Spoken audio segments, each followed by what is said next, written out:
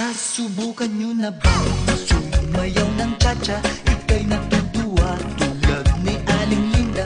Habang naglalaba, sumasayaw ang lola. Nakangiti pa siya habang nagcha-cha-cha.